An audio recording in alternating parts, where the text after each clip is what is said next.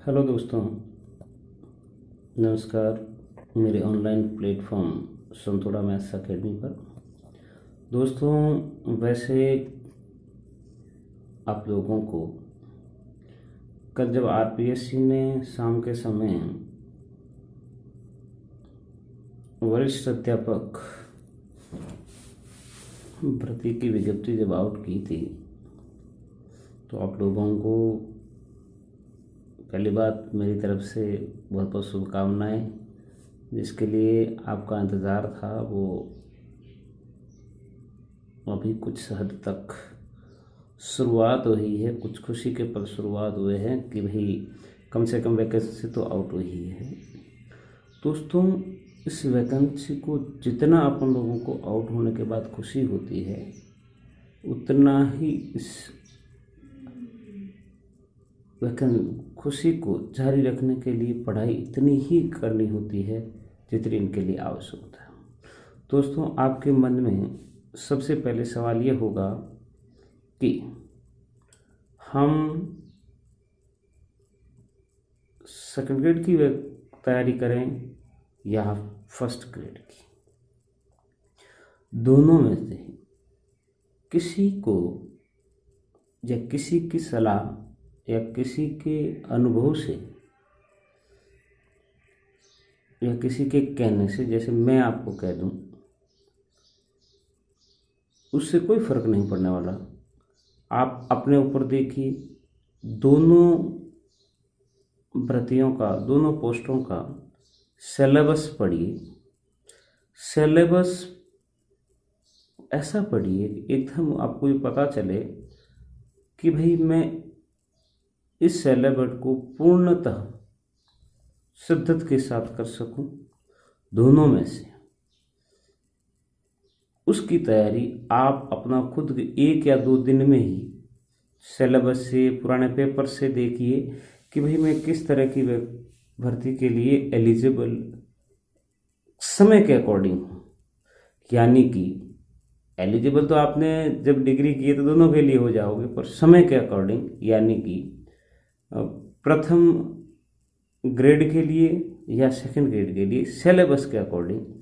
जैसे आपने कल देखा होगा स्कीम और सिलेबस के अंदर कि भाई पहली बार हुआ है शिक्षा विभाग की भर्तियों में आरपीएससी ने प्रत्येक पेपर में, यानी कि जीके में भी 40% और सब्जेक्ट में भी 40% कम से कम नंबर लाने अनिवार्य है, बशर्त कि भाई एसटी और ST, schedule caste and schedule tribes के लिए 5% का छूट दी गई है। 5% की छूट दी गई, यानी कि उन्हें भी 35% है। तो दोस्तों, ये सबसे अच्छी बात है अपने लिए। जो विद्यार्थी पढ़ रहा है, उन विद्यार्थी पढ़ने वालों के लिए 40% बनाना जरूरी है, और पढ़ने वाले 40% बना देते हैं और अपनी लक्ष्य की ओर अग्रसर होते हैं। दोस्तों, जब अपन सेकंड ग्रेड की सिलेबस को सरसरी दृष्टि से देखते हैं तो 2 पेपर अपने को दिखाई देते हैं। पहला पेपर जीके और दूसरा पेपर अपने जो भी ग्रेजुएशन सब्जेक्ट के अनुसार सब्जेक्ट पेपर। अब दोस्तों, पहले पेपर के लिए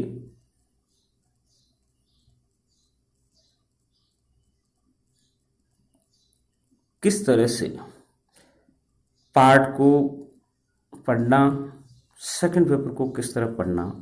दोस्तों, पहले ये था कि जैसे मैं गणित विषय से वरिष्ठ अध्यापक हूँ, तो मैंने पहले ये किया कि मेरा सब्जेक्ट को क्लियर किया। हो सकता है दोनों में से एक मेरा अच्छा हो जाए तो किसी एक पे बेस्ड पे पोस्ट निकाली जा सकती है, परंतु इस बार दोस्तों दोनों में 40% जरूरी है।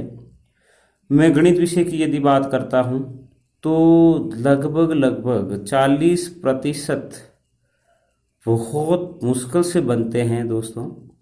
40% के सवाल लगभग देखो 150 सवाल आते हैं। 150 में से 20 से क्वेश्चन ऐसे आ जाते हैं शिक्षण विधियों के, उसमें से 120 क्वेश्चन प्रॉपरली मैथमेटिक्स के रहते हैं। अब जो प्रॉपरली मैथमेटिक्स के रहते हैं 150 क्वेश्चन टोटल रहते हैं, उसमें से भी 30 क्वेश्चन जो है टीचिंग मेथड के आ जाते हैं। और फिर जो पार्ट बचता है secondary part, senior part and graduation. देखो कि जैसे जैसे चलते रहते हैं 10 क्वेश्चन सेकेंडरी पार्ट के, 55 क्वेश्चन जो है सीनियर सेकेंडरी पार्ट के और 55 क्वेश्चन ही ग्रेजुएशन पार्ट के होते हैं। मतलब 120 क्वेश्चन तो मैथ के और 30 क्वेश्चन टीचिंग मेथड के आते हैं। उनमें से दोस्तों देखो खूब सारा है कि 150 क्वेश्चन में से 40% का मतलब है लगभग 60 क्वेश्चन। 60 क्वेश्चन तो सही होना ही होना है, तब जाके तो अपन कम से कम वो जो मिनिमम क्राइटेरिया है वो क्लियर कर पाते हैं। जबकि अब 40 क्वेश्चन तो हालांकि 30 टीचिंग के 10 सेकेंडरी लेवल के पार्ट जो होता है 40 क्वेश्चन 55 सेकेंडरी, और इनमें से अपन को बनाना पड़ता है। और बहुत जहाँ तक है पुराने पेपर्स को आप देखोगे तो अच्छे खासे भी उस पेपर्स को 40% बनाने में थोड़ी मुश्किल पैदा होती है। उसके बाद जो फर्स्ट पार्ट है पेपर का उसके लिए भी मेहनत करनी होती है, तो उसमें 80 नंबर के तो जीके और 20 नंबर का लगभग साइको रहती है। तो दोस्तों जब मैं कई बार आते हैं फ़ोन आते हैं, आजकल इस पे वीडियो कम बनते हैं मेरे से, इसके लिए क्षमा चाहूँगा मैं। जबकि वो पर्सनली जो कॉल आते हैं कि आपने मैथमेटिक्स सेकंड पेपर के लिए क्या पढ़ा या फिर कितना पढ़ा, तो दोस्तों सबसे पहली बात मेरी ये रहती है कि आप जो पेपर है उस पेपर्स के अंदर कोई भी तैयारी करने से पहले अपन लोग ही देख रहे हैं कि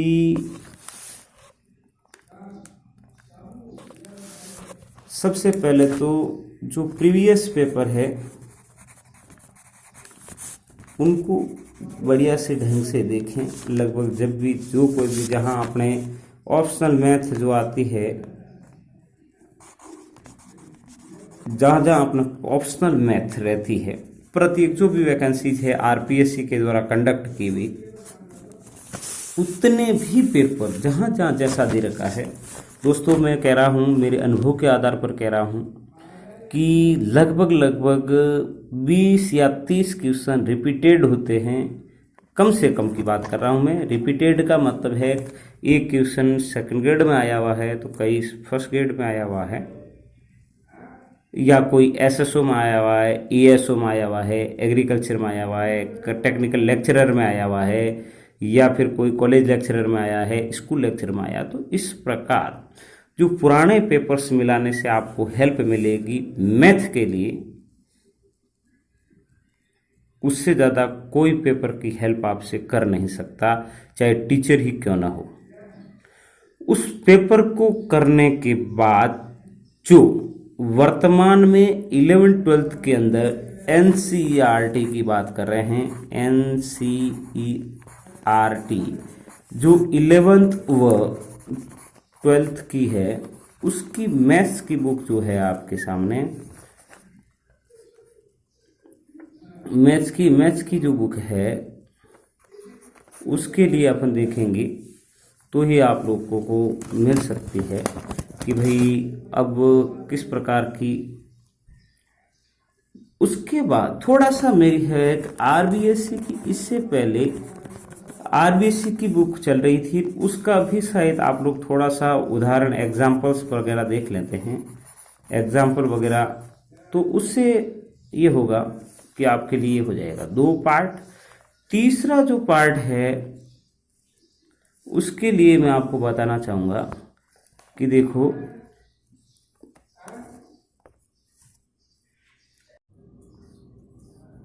तीसरे पार्ट के अंदर ये जो बुक्स है, एक तो एसआर सेनी की जो बुक्स है आपके सामने, ये है पार्ट फर्स्ट। और ये जो बुक्स है, ये जो दोस्तों मैंने पढ़ी थी, एसआर सेनी है पार्ट सेकंड। ये तो क्लास 12th की बेस रहेगी, जबकि ये 11th बेस रहेगी। तो ये पार्ट तो अपने पास लगभग सेकेंडरी का रहेगा, सो सीनियर सेकेंडरी का रहेगा। इसके अंदर तो मैंने आर्थिक समीक्षा को पढ़ा, और फिर धीरे धीरे, तो दोस्तों जब धीरे धीरे जब अपन लोग आगे चले, उसके बाद जो ग्रेजुएशन पार्ट है, यानी कि बीएससी बेस्ड इक्वेशन है, इसके लिए हमने जेपीएस यानी कि जयपुर पब्लिक हाउस से की जो बुक्स थी उसका सहारा लिया। कई दोस्तों गोखरू की भी पढ़ते हैं, और कई मार्केट में जो बुक्स या गाइड्स अवेलेबल है उसका भी यूज लेते हैं। दोस्तों सटीक रणनीति के साथ पढ़ना है आपको। एक बार में जब आपने पढ़ लिया है, ये इतना पढ़ने के बाद 11th और 12th का मैटर तो कंफर्म है। इन जो बुक्स में मैंने आपको बताया, एसआर सेनी जो बात कर रहे हैं हम लोग, ये वाली, ये एसआर सेनी की, तो इसके अंदर आपको उदाहरण एग्जाम्पल्स और जो बी पार्ट दे रखा है, जो का एग्जाम में आया हुआ रहता है, पुराने पेपर्स के अंदर आए हुए हैं, वो आपको पढ़ना जरूरी है। बाकी तो आप लोगों के पास यदि समय है तो पढ़िए, और जब आपके पास समय रह जाता है तो खूब इसमें अनसॉल्व क्वेश्चंस हैं।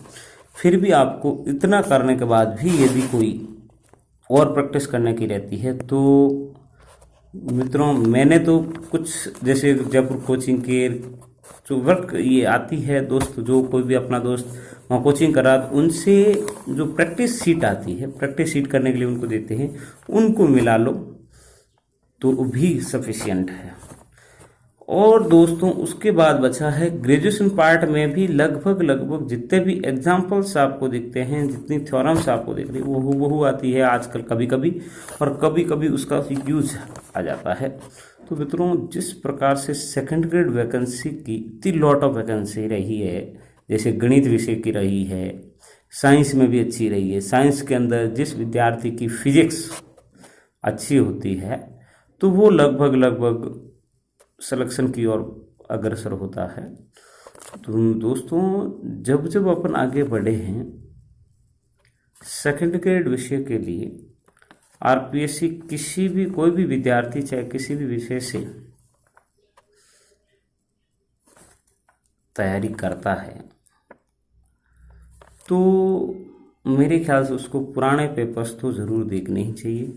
दूसरी बात, कोई सी भी कोई कोचिंग हो, जैसे जाने अपने जो आप लोग प्रचलन में मानते हो, उनकी कोई सी भी एक टेस्ट सीरीज पहले पेपर के लिए ले लेना।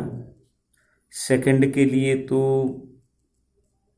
भाई जब तक हमने की तब तक तो कोई थी नहीं, अब कोई कर रहा है सीरीज तो टेस्ट पेपर के लिए ले लेना।